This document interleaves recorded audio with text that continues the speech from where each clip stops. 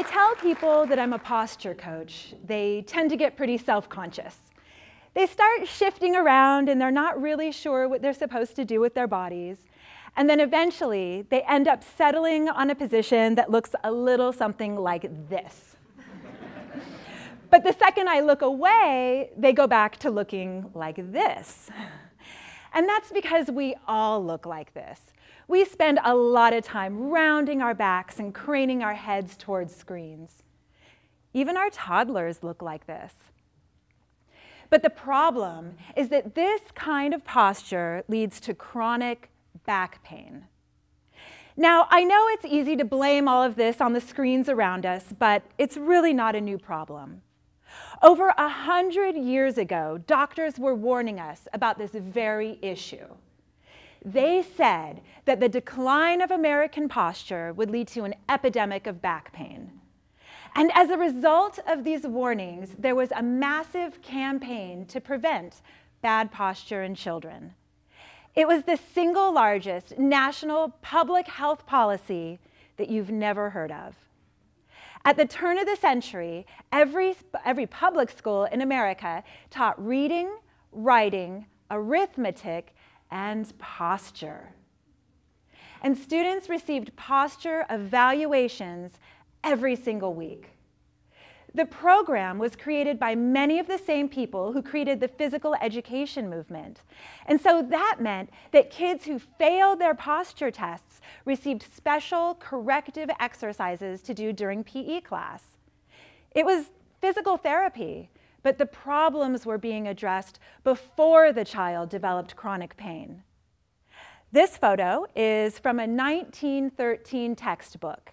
And it shows a chin tuck exercise that's very similar to something that a modern physical therapist might prescribe for forward head posture. This is so common now that it's recently been nicknamed eye posture. But 100 years ago, kids were doing stretches and exercises that were specifically designed to prevent the kinds of problems that we're seeing today. This was once considered one of the most important tasks of the public school system, and they were ingenious about it. Kids were doing exercises at their desks to prevent bad posture. So this little guy is demonstrating good and bad form for doing those sit-ups at your desk. Pretty ingenious. And it wasn't just that they did a bunch of stretches and exercises. Kids were taught about body mechanics and ergonomics. They all knew the right and wrong way to sit in a chair. And the schools made sure that they had desks that fit them properly, because everybody knew that if a desk was too big or too small, that the child would develop severe posture problems. And they talked about things that we don't even think about today, like the proper positioning of your shoulder blades, which is flat against your rib cage and not winged out like in this photo here, because winged shoulder blades are a sign that your shoulders are rolled forward. They talked about how habits like holding your hands in your pockets could set off a chain reaction of bad posture all the way up through your whole body. Children were taught to evenly distribute the weight of their school books between both arms. And that's because they didn't want their growing bodies to develop any imbalances. As part of those weekly posture tests, kids were drilled on everyday activities like walking up and down stairs. As a result of all of this, kids understood how to take care of their bodies. The public school system was very enthusiastic about this mission. It all started back when school became mandatory for all children. It's hard to imagine now, but back when states first started passing laws requiring kids to attend school, it was incredibly controversial. Parents were outraged that the government would require their children to do something as unhealthy as sit behind a desk for 6 hours a day. And that's why the public school system took on the responsibility of making chronic sitting as safe as possible.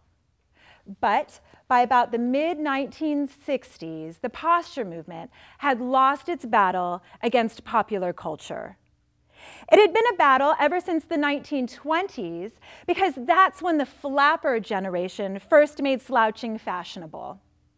And it's an attitude that still persists today. Just open up any magazine or look at any album cover. And so now, the idea that we should teach posture to our kids has just kind of faded away. But the problems that they were worried about then are even worse today. So I decided to see if some of these old-fashioned lessons could help my kids. Can you guess which one is my daughter? And I just want to point out that she's not sitting like this because I nagged at her. She's sitting like this because it's a habit. It turns out that kids really enjoy learning about their bodies. And the more you teach them, the more interested they become in their own health. But if you just nag at them and say, "Come on, sit up straight," nothing will change. It's kind of the same thing as saying, "Come on, just be better at basketball," right? I mean, you can nag at them all you want, but if they don't receive any coaching and they never practice, then it won't make any difference. And when it comes to posture, just a tiny bit of guidance can really go a long way. Just look at the difference that it made when I lifted my daughter's iPad off of her lap and put it up onto the table. Now she's not tempted to fold forward toward the screen. Now, of course, sometimes she does need to look down at things, and when she does, she knows how to do it without collapsing forward. And that's because it's something we practiced. We played a little game.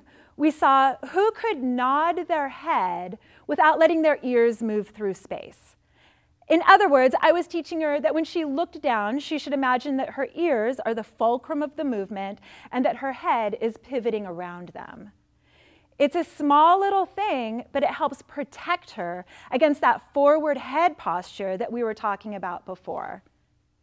Now, not everything is this simple and straightforward, and that's mostly because it seems like the whole world is designed to ruin her posture. I recently went to her second grade back-to-school night and saw chairs like this in the classroom.